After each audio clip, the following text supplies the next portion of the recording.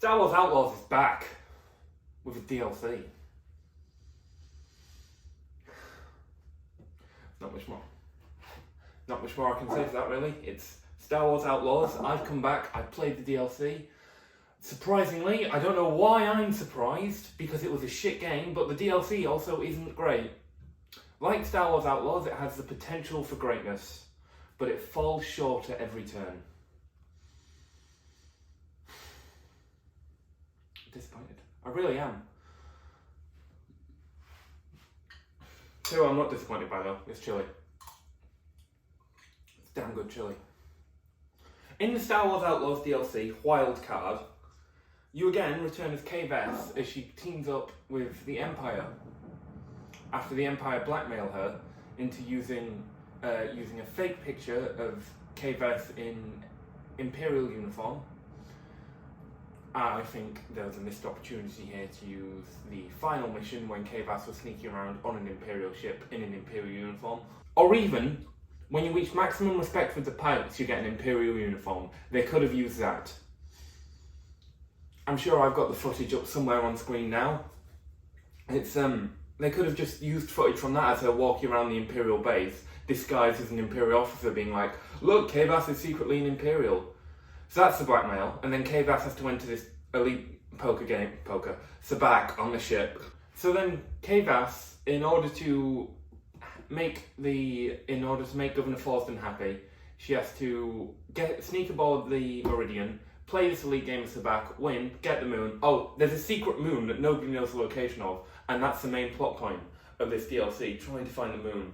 Because inside the moon, there's naturally refined hyperspace fuel.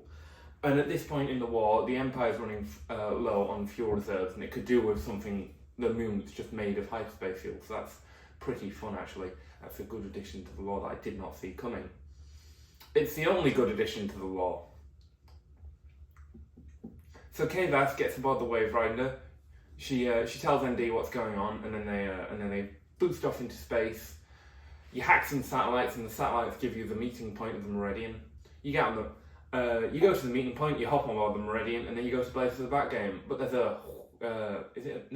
there's a Nictine alien guard there, and he's like, no, you cannot play, you need a keycard. Some context here, viewer. The Wildcard DLC is 4 hours.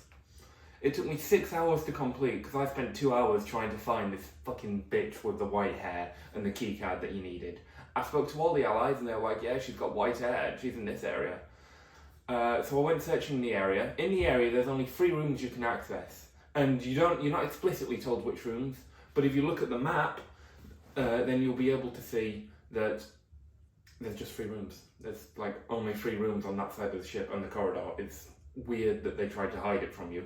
So if you go in Kay Vess's room on the Meridian, you get a suit that allows you to be better at sabacc. The only good effect I can see is that you get double the payouts, but that's if you put twice as much in,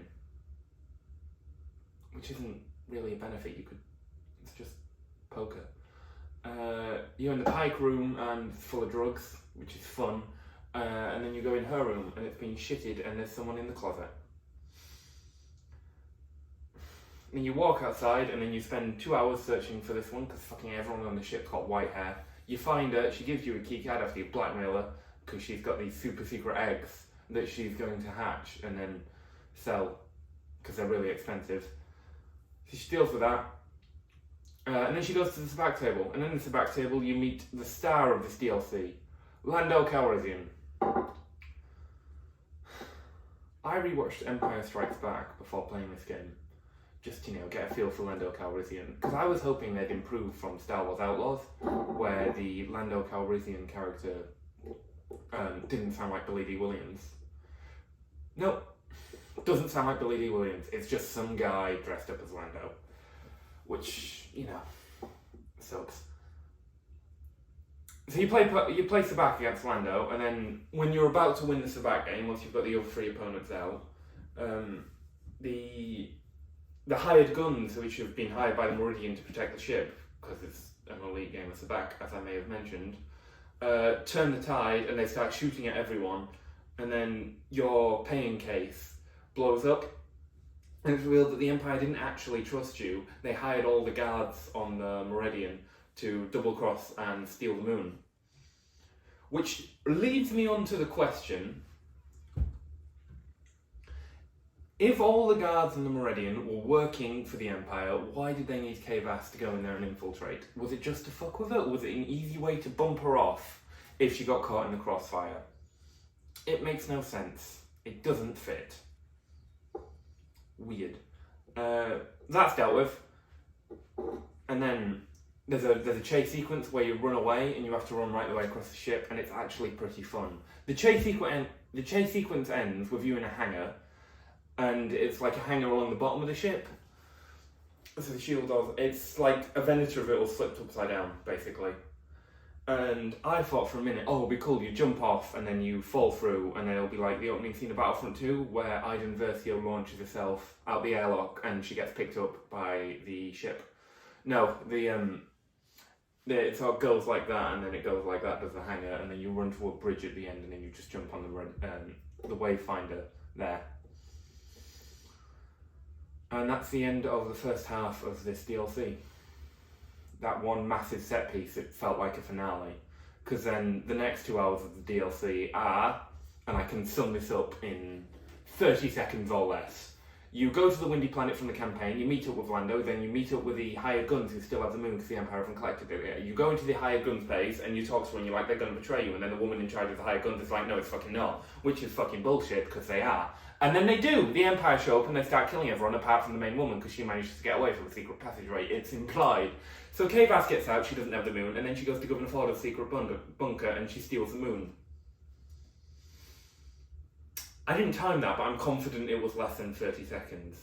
There's one bit, you'd think they'd find a way to restructure this so it ends with the Sabat game and then Kay Vass escaping with the moon rather than filler content. This DLC wasn't worth me paying me £120 for the Ultimate Edition at launch, for that pre-order bonus. Where I'm hoping that £120 comes in clutch is with the next DLC in Hondo and Alka. Because if they fail that pirate, I will be so disappointed. Anyway, here's a hint for my next review. 都唔識。